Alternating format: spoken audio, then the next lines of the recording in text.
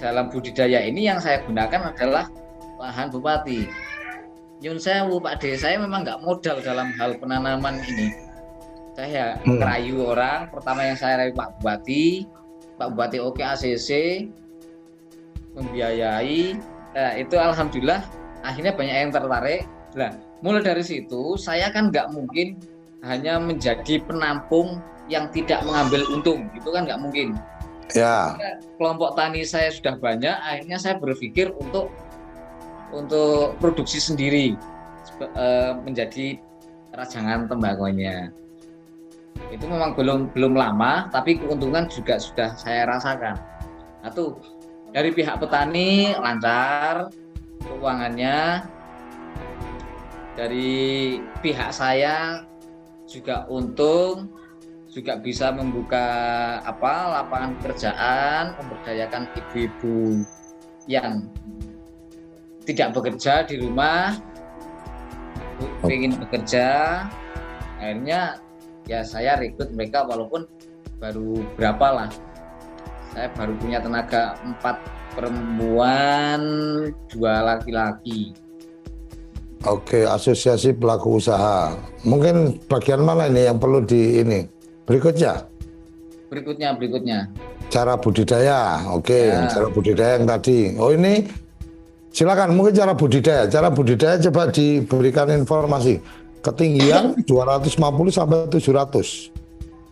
Ya sebenarnya untuk talas bening itu di ketinggian, asalkan tidak di puncak gunung, itu sebenarnya masih Pak D, masih bisa. Oke. Terus untuk cara budidayanya sangat mudah, tidak butuh perawatan khusus, karena selama ini belum saya temui ada hama jamur, ada hama apalah yang membuat itu nggak tumbuh, itu saya belum menemukan di tanaman talas bening. Oke. Ya, terus untuk menanam sendiri itu memang ada beberapa yang sekedar bibit, terus kita buat lubang yang sederhana kita taruh. Itu ada yang pakai SOP ya. Kita buat lubang dulu sebelum tanam, baru kita kasih kompos, setelah itu baru kita taruh bibit. Ada yang seperti itu, memang hasilnya beda dengan yang asal-asalan sama dengan yang sesuai standar.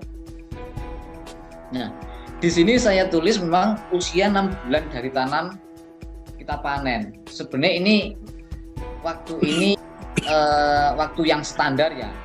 Ketika perawatannya itu tidak maksimal, itu di usia 6 bulan dari tanam kita bisa baru panen. Akan tapi ketika tanaman tersebut kita rawat dengan semestinya, seperti ketika menanam sebelumnya lubang dikasih pupuk kompos, itu 4 bulan sudah mulai panen daun pertama. Kemarin di kelompok saya ada beliau pengawas guru SD kalau ya, itu menanam 1000 batang. Panen pertama itu sudah mendapat 70 kilo daun basah, karena daunnya sudah lebar-lebar itu Pak D. Nah, untuk panen sendiri itu kita lakukan sebulan sekali. Ada juga yang sebulan 2 kali, tergantung dari kerimbunan daun yang kita miliki. Artinya kalau arealnya luas nanti bisa diatur panen terus-menerus ya? Iya, betul.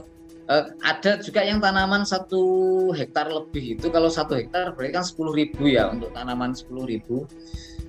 Itu sudah panen sampai pojok utara, nanti yang pojok selatan sudah musul mulai panen lagi gitu. Dan ini kita panen sampai usia 24 bulan atau 2 tahun. Jadi kalau 6 bulan ya, 6 bulan, waktu 6 bulan dari tanam kita panen, berarti panen daun kita 18 kali, 18 bulan. Ya, dikalikan aja hasilnya nanti. Oke, bisa lanjut mungkin Pak C.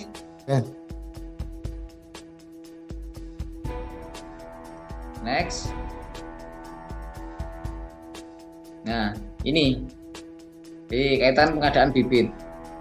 Yang saya temui sekarang sampai hari ini pun banyak juga petani yang pingin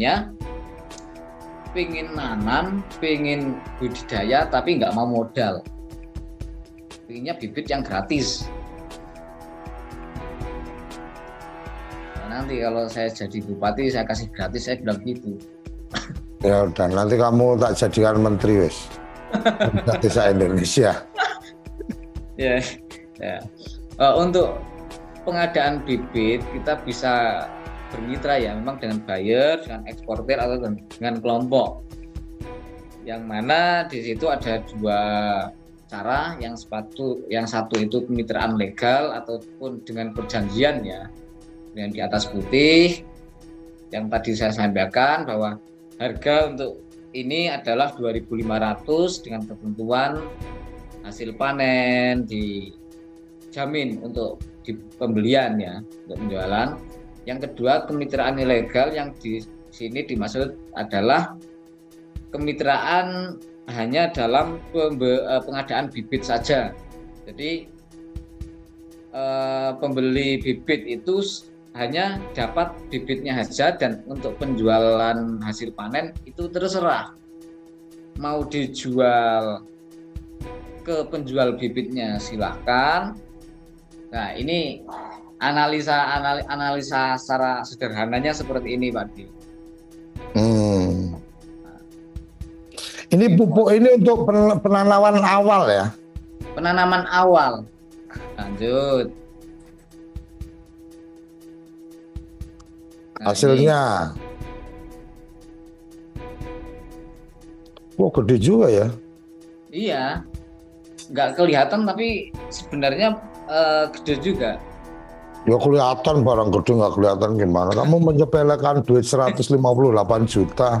Bukan menyepelekan, nggak kelihatannya itu kok daun talas gitu loh. Oke. Karena ini kalau kita lihat dari modalnya 45 jadi 113 setelah dikurangi ya. Artinya logikanya kan berarti dalam 18 bulan ya.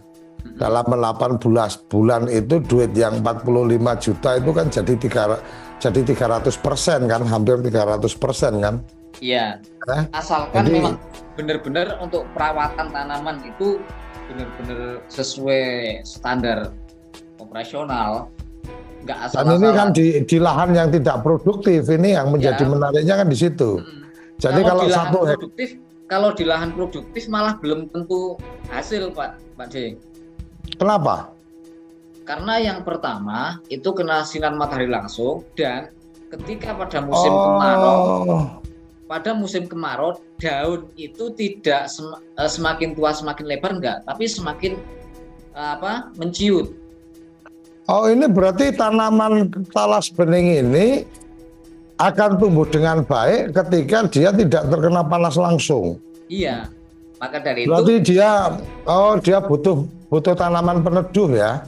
Iya. Jadi ditanam di hutan malah menjadi lebih bagus, daunnya jadi lebih lebar-lebar dong. Daunnya lebih lebar, pohonnya lebih gede. Oke. Lanjut. Ya, ini sekedar pengalaman. Kemarin saya sekitar satu bulan yang lalu itu membeli di Banjarnegara, panen batang itu, malah di bawah naungan kebun kopi, tanaman kopi. Nah, ini gambar ini ketika penanaman di Desa Gading Sukur, Kecamatan Kepil, Kabupaten Mojokerto. Bibitnya kayak gitu ya, yang dibagikan ya? Bibitnya kayak jadi gini. Ada talas, ada batangnya. Iya. Oke.